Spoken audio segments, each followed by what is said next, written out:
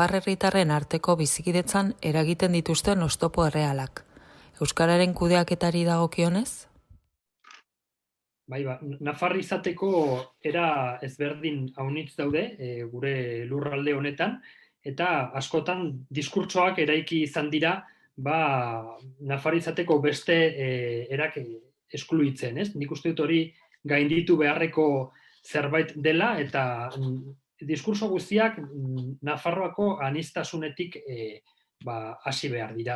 Eta horrek esan nahi du ezberdina den horren aitortza egin behar dugunik, ez? Nik uste dut euskararen aldetik bagian izan duen oztoporik nagusiena da, eztabaida alderdikerietan egon dela gehiegi, ez? Nere ustez hortaz hori dena gainditu beharko litzateke, eta euskara nafar izaeraren elemento mankomun bat bezala bultzatu beharko genuke.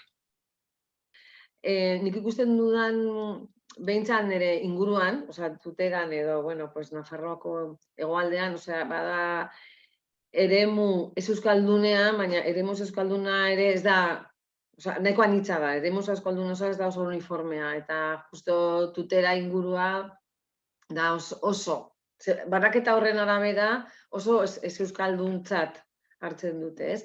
Eta orduan, aparte badago beste asmo bat hor, eta da, hain zuzen ere, euskaldunok, euskara bera, eta euskaldunok ikusezin bihurtzearena. Egiten diren diskurtsoak, izan beharko litzatekeela, oso askoz integratzaileagoak. Hori izan beharko litzateke abia puntua. Eta gero, bizikidetza, hitz egiten dugunean, bizikidetzari buruz hitz egiten dugunean, adibidez hemen badago beste aldagai bat, eta da, hemen dagoen etorkin kopurua, ez? Orduan, nik uste dut, nahiko, edo egin nahi dutela, edo daudela, edo ez dakit, konpartimento estanko bezala. Alde batetik daude batzuk, beste batetik batzuk, eta hori dena bihurtu nahi dute bide paralelo. Inoiz elkartzen ez diren lerro paraleloak bezala, ez? Orduan, nik uste dute, asuntoa joan behar dela, zerbait askoz ere integratzaileagoa eraitzeko. Izan behar da, nire ustez, helburutako bat. Nik uste dut euskararen inguruan ari garelarik, hain zuzen ere hori dugula erronka Nafarroan, ez? Pasa behar dugu helburu bezala, jarri beharko genuke euskara sustatzearen aldeko jarrera nagusia izan dadin, hemendik urte batzuetara, Goi Nafarroa osoan, edo Goi Nafarroaren gehiengo sozial handi baterako. Hori nik uste dut momentu honetan agian ez dela horrela, eta hori dugu irabazteko. Horretarako ezinbestekoa da nire ustez diskursoak erabat aldatzea, ez? Eta bizikidetza nik lotuko nuke aniztasunarekin. Momentu honetan ezin daiteke esan Nafar izateko modu bakarra dagoenik. Nafarroan 652.000 biztanle inguru gaude, beraz 652.000 Nafar izateko modu ezberdin ditugu. Bai euskarari dagokionez, bai gure jatorriaren inguruan, bai gure identitate soziala, politikoa, sexuala, auskalo ez, edozein ikusmoldetik begiratuta, Nafarroa oso anitza da. Horregatik diot, bai bizikidetzaren inguruan, baita ere euskara sustatzearen inguruan, abagunea edo abiapuntua izan du behar duela aniztasunaren aitortza eta aniztasunaren bulkada. Eta horretaz, euskararen inguruan, helburua izan beharko genuke euskararen aldeko jarrera nagusitzea. Agian horrek, orain arte entzun ditugun diskurso askorekin, euskararen ingurukoak, badirudi badela atzera pauso bat, baina nire ustut ez alderantziz, aurrera pauso bat izango litzatekeela. Pentsa orain, Nafar gizartearen 80-90 euskara bultzatzearen alde egongo balitz. Seguru aski ez lirateke gertatzen ari diren polemika politiko antzuak eta partidistak. Hemen denok bizi gara, eta gainera denok daukagu bizitzeko eskubidea, eta ez dakit gure nortasunaren araberako bizitza aurrera eramatea. Bai, nik uste dut klabeak horiek direla, integratzailea, aniztasuna, eta bueno, pues modu positibo, jarrera positibo horiek bultzatzeko ahaleginak egitea. Nire ustez, horretarako ezinbestekoa da, ez dakit, esan dugu, ez? Nafar izateko hainbat modu daude, nafar identitate asko daude, ez dago nafar identitate bakar bat, baina nik uste dut, nafar identitate guzti horien artean, badaude amankomuneko elementuak. Badaude zera batzuk, guztiok propio bezala sentitzen dugunak. Gauza da, beharrezkoa litzatekela elementu horiek ongi identifikatzea, ongi aztertzea eta horietan jorratzea. Nire ustez, euskarak izan beharko luke, nafar izaera ezberdinen arteko elkargune bat edo nafartarra sentitzeko elementu ezberdin horietan, edo elementu amankomun horietan euskarak beharko luke bere tokia izan. Horietako elementu bat izan beharko luke euskarak. Zein oztopo identifikatzen dituzue nazio identitateen arteko talkan? Nik uste dut, batzuetan gertatzen dela, jarrerak edo oso polarizatuak daudela. Orduan oso zaila egiten zaigula, igual guztioi, oso zaila egiten zaigula, besteak dituen, incluso sentimenduak ere, zeren askotan, identitatearen asuntoaren azpian sentimentuak daude, ez? Nik uste, kosta egiten zaigula, besteena onartzea egunean, benetan onartzea, ez bakarrik errespetatzea, errespetua baino, pauso batzu gehiago eman behar direla nire ustez. Azkenean, errespetoarena gainditu egin behar dela, eta hurrengoa da ja bizikidetza, bizikidetza da elkarrekin bizitzean, naiz eta desberdin pentsatu. Nik uste dut, hasteko, kostatzen zaigula, besteen sentimendu horiek, hori, onartzea eta esatea, hauek horrela pentsatzen dute, eta ni bezain nafartarrak dira. Era guztietako lagunak ditugu, familian, bizilagunak, denetarik. Eta batzuetan, nik uste dut, guri ere, denoi, maila horretan jartzeare, kosta egiten zaigula. Berehala, jotzen dugu nirekin edo nire kontra hortara. Nik uste dut horregatik gertatzen dela jarrerak askotan oso polarizatuak daudelako. Eta nik uste dut, horrekin ere, hasi beharko ginatekela apurtzen. Desde luego, diskurtso politikoek ere ez dute laguntzen, prentsak ere ez du laguntzen, hori gainditzeko, hor daude, nik uste dut, eragile batzuk, maila politikoan eta sozial mailan eta komunikabideetan ere, oso lan, komilen artean ona egin dutenak gizartea polarizatzeko. Nire ustez, Euskal Herriko politikan oroar eta Nafarroako politika gintzan ere orain arte behintzat garrasi asko egonda eta zarata gehiegi. Nik uste dut hori gainditu beharko litzatekela eta nik uste dut gainditzen ari dela eta neurri handi batean gainditu dela eta garrasitik eztabaidara pasatu behar dela. Eztabaida baino elkarrizketara pasatu behar dela. Garrasiak eta horretaz gain ere gertatu izan dena nire ustez da nazio identitateak askotan sortu izan direla ondokoaren identitatearen kontra. Eta hori ere gainditu beharreko zerbait da. Ni ados nago horretan eta uste dut, nazio identitateak hor daudela, identitateak anikak esan duen moduan sentimenduekin lotuta daudela eta inorri ezin dio inposatu nola sentitu behar den, eta hori izan behar dela abia puntu bat, ez? Eta horrekin lotuta beharrezkoa dela ezberdina denaren aitortza. Hau da, zu eta ni ezberdinak gara. Eta ezberdinak garenez, berdina bezala aitortzen zaitut. Beraz, ezberdinak garelako, berdinak gara. Guztiok gara nafarrak, alegia. Eta guztiok eskubide eta bete behar berdinak edo antzekoak izan beharko genituzke. Nik uste dut hori dela abia puntua, beraz, elkarbizitzaren oinarria izan behar da ezberdina dena aitortzea eta ezberdina dena errespetatzea. Eta herrigintzan behar dugu momentu honetan, eta lehen ere behar genuen, baina momentu honetan elkarrizketa gehiago eta garrasi gutxiago. Zertan iruditzen zait, ez garela gai izan, eztabaidatzeko foroak sortzeko, eztabaidatu zentzu honean, eztabaida elkarrizketa, elkarrizketa ideiarekin. Foro egokiak nun ez dagoen ezer jokoan. Nik nire ogia baldin badaukat jokoan, edo nire besaulkia parlamentoan, edo udaletxe batean, edo ez dakinon, baldin badago jokoan, segurazki nire elkarrizketa ez da hain lasaia izango.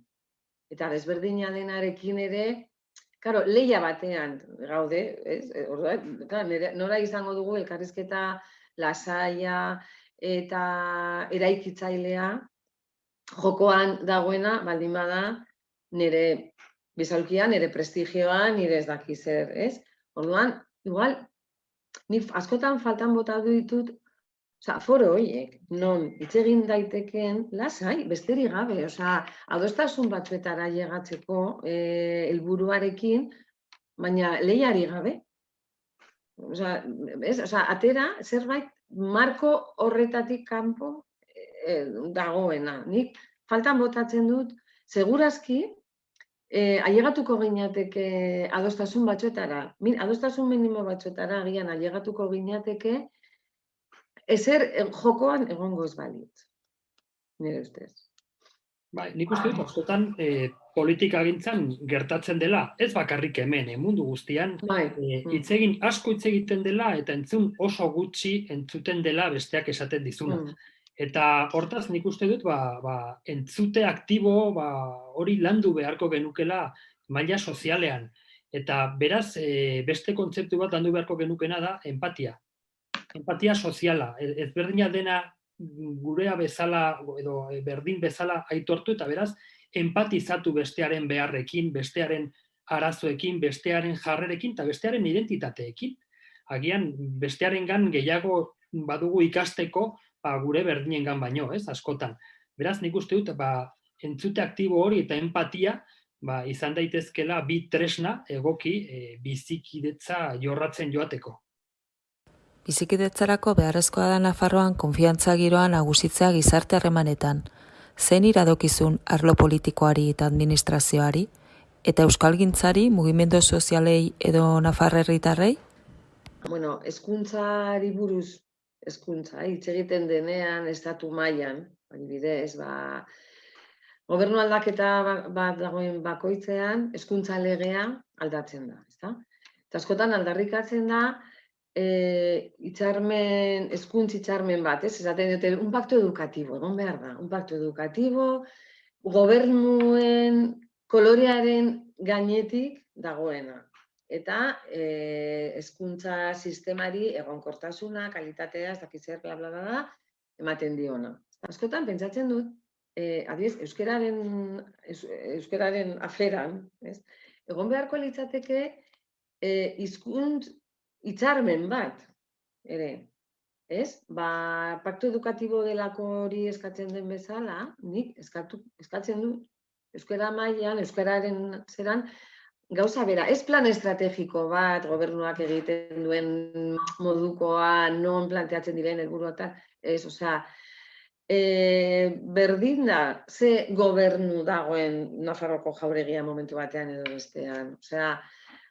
Halako akordio bat, nire ustez, halako akordio bat egon beharko litzatekela, zeren ja badira, euskararen legea egin zenetik 40 urte, edo ez dakizima, 86-tik, urte pilo bat pasatu dira, egoera, ia, ez da mugitzen, bizi gara, egoera guztiz antinaturala den egoera batean bizi gara, ez? Eskaera zuzena, zuzena eta zehatza da, zergatik ez gara ailegatzen halako hitzarmen batera.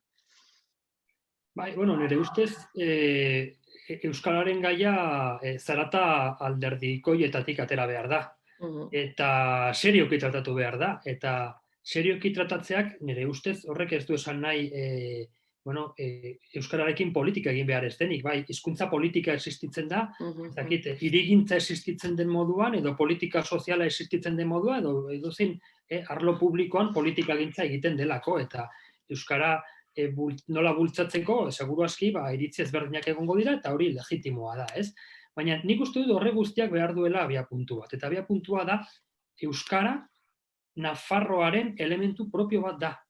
Nafarroako hizkuntza propio bat da, eta beraz, euskara bultzatu behar da. Hori gainera, badago esan da, batzuzen bideko hainbat eta hainbat instrumentuetan, ez? Baina, horretarako marko juridiko adekuatu bat edo on bat beharko genuke, eta nire ustez momentu honetan euskararen legeak 1986koa da, zaharkitua dago, eta zonifikazioa gainditu beharko luke.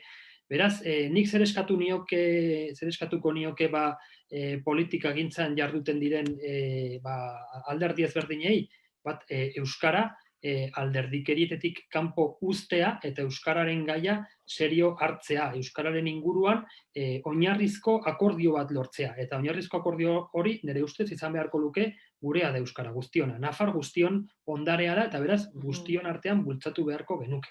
Eta hortik aurrera, behar direnak eraiki. Maila sozialean, euskalgintzari argi dago, momentu honetan euskara dagoen lekuan baldin badago Nafarroan, eta euskarak asko aurreratu du azken 40 urteetan, hori ezin da ukatu, euskalgintzari esker izan da. Euskararen inguruan eta euskara bultzatzeko mugimendu sozial bat eraiki zen duela 50 urte herri honetan, eta mugimendu sozial horri esker euskarak aurrera egin du. Baina euskararen inguruan gertatu diren gauza asko, euskargintzak bakarrik bultzatu duenez, edo bakarrik edo gehienez bultzatu duenez, nik uste dut momentu honetan, sozialki eta politikoki beste egoera batean gaude, eta nire ustez, helburua izan beharko luke euskararen aldeko jarrera areagotzea. Hau da, nola lortu geure buruari, euskaltzaleok garen geure buruari kaletu beharko geniuke. Nola lortu dezakegu orain arte Nafarroan euskara arrotz sentitzen duten horiek, hemendik urte batzuetara euskara bultzatzearen alde egotea. Eta horretarako diskurso aldaketa bat behar da, nahi eta nahi ez diskursoa euskararen inguruan eguneratu behar dugu, ezin dugu duela 30, 40 urteko ideiekin 21. mendeko diskurtsoak eraiki.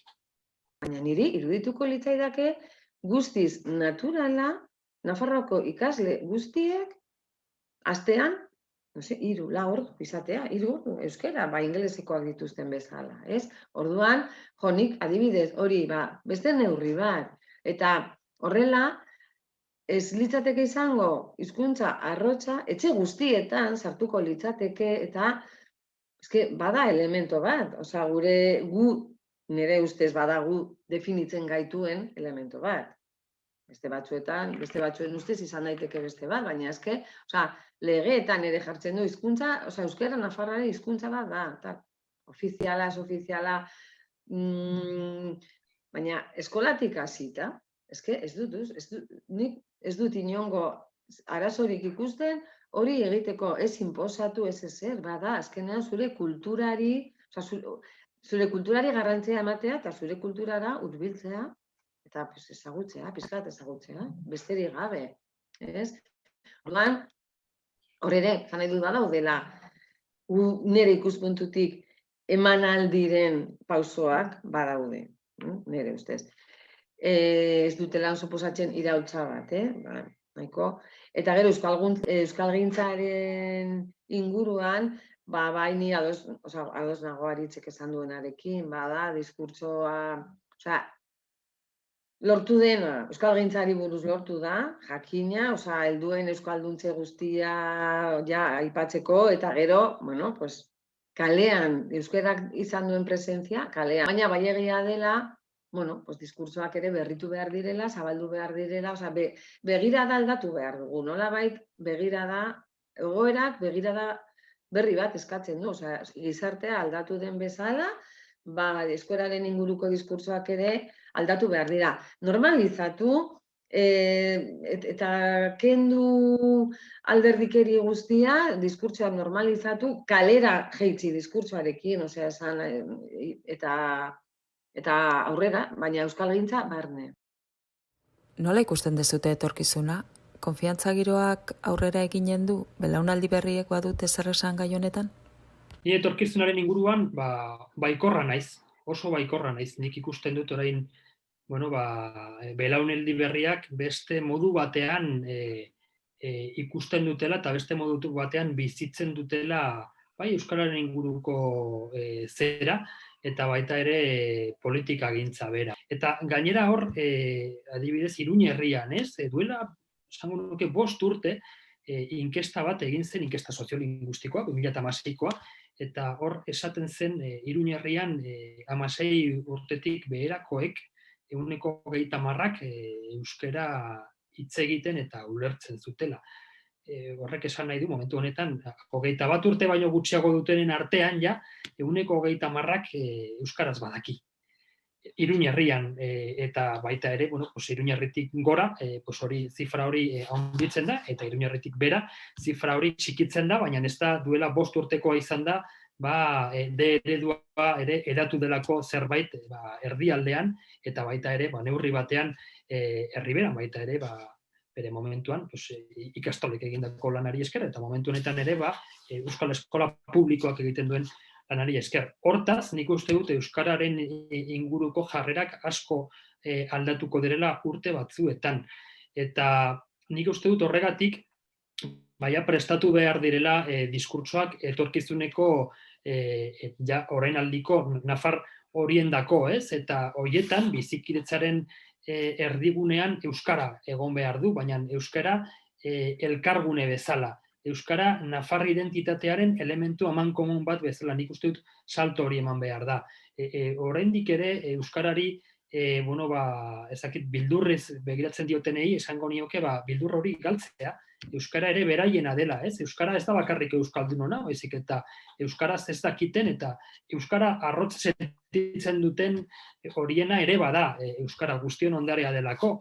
Beraz, nik uste dut euskara izan behar dela integraziorako tresna bat, elkar bizitzerako tresna bat, eta Nafar sentitzeko modu ezberdinak elkartu ditzakeen tresna bat. Ez baldin bada orain, etorkizunean izanen dela ziur nago.